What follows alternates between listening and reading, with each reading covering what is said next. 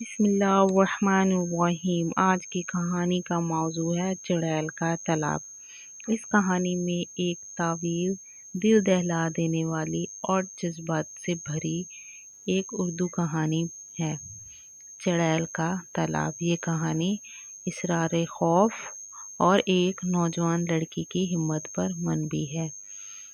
گاؤں نورپور کے کنارے ایک پرانا گہرا تالاب واقع تھا، جسے سب چڑیل کا تالاب کہتے تھے۔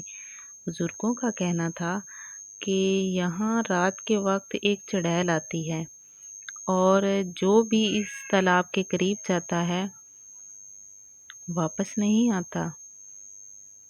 کئی سال پہلے کی بات ہے، کچھ لڑکے رات کے وقت تالاب پر شرط لگا کر بیٹھ گئے، لیکن ایک بھی واپس نہ آیا۔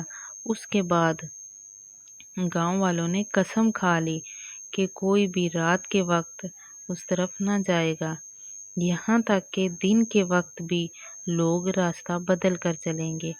مگر فائزہ ایسی لڑکی نہ تھی۔ 17 سالہ فائزہ کتابوں کی دیوانی اور سچ کی تلاش میں رہنے والی لڑکی تھی۔ وہ نہ تو کسی کہانی سے ڈرتی تھی اور نہ ہی کسی افواہ پہ یقین کرتی تھی۔ اس نے جب تالاب کی کہانی سنی تو اس کا تجسس مزید بڑھنے لگا۔ چڑیل، یہ سب دھوکے ہیں، فائزہ نے ایک دن اپنی دوست نائلہ سے کہا۔ میں نے خود جا کر دیکھوں گی کہ سچ کیا ہے۔ نائلہ کا رنگ فک ہو گیا۔ فائزہ، خدارا ایسا مت کرنا، وہ تالاب، وہ جگہ، وہ منحوس جگہ ہے۔ لیکن فائزہ نے دل میں طے کر لیا تھا، وہ جانتی تھی کہ سچ کچھ اور ہے اور سچ کی تلاش ہمیشہ آسان نہیں ہوتی۔ اگلی رات چاندنی چھن چھن کر کے درختوں کی شاخوں سے چھن رہی تھی۔ فائزہ ایک چھوٹا سا لالٹین لے کر تالاب کی طرف چل پڑی۔ ہر طرف سناٹا اور جنگلی جانوروں کی آوازیں آ رہی تھی اور خونی بھری بھی۔ وہ تالاب کے قریب پہنچی تو اچانک ماحول بدلنے لگا۔ ہوا بھاری ہونے لگی، درختوں کے سائے لمبے ہوئے جا رہے تھے اور پانی میں حرکت سی محسوس ہوئی۔ پھر اچانک ایک دل دہلا دینے والی چیخ فضا میں گونجی۔ فائزہ کا دل کانپ اٹھا، مگر اس نے پیچھے مڑ کر نہ دیکھا۔ لالٹین کی روشنی تالاب کے پانی پر پڑی اور اس نے اس کا سایہ دیکھا، ایک عورت، جیسے سائے دار لمبے بال، سفید لباس اور لال آنکھیں۔ کون ہے؟ سامنے آؤ، فائزہ نے ہمت سے کہا۔ سایہ دھیرے دھیرے پانی سے باہر نکلنے لگا اور ایک خوفناک آواز گونجی، تم نے میری نیند کیوں خراب کی؟ فائزہ کی سانسیں رکنے لگیں، مگر وہ پیچھے نہ ہٹی۔ تم کون ہو؟ لوگ تمہیں چڑیل کیوں کہتے ہیں؟ مگر میں سچ جاننا چاہتی ہوں۔ عورت کی آنکھوں میں آنسو بہنے لگے اور وہ سائے دھیرے دھیرے ایک اداس عورت میں بدلنے لگے۔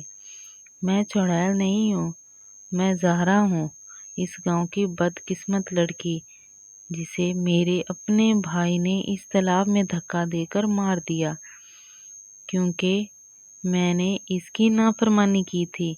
فائزہ کی آنکھوں میں سے آنسو بہنے لگے۔ پھر تم لوگوں کو کیوں ڈراتی ہو؟ ظاہرہ نے آسمان کی طرف دیکھا۔ میں نہیں ڈراتی، میری روح انصاف چاہتی ہے۔ میں چاہتی ہوں کہ لوگ میری کہانی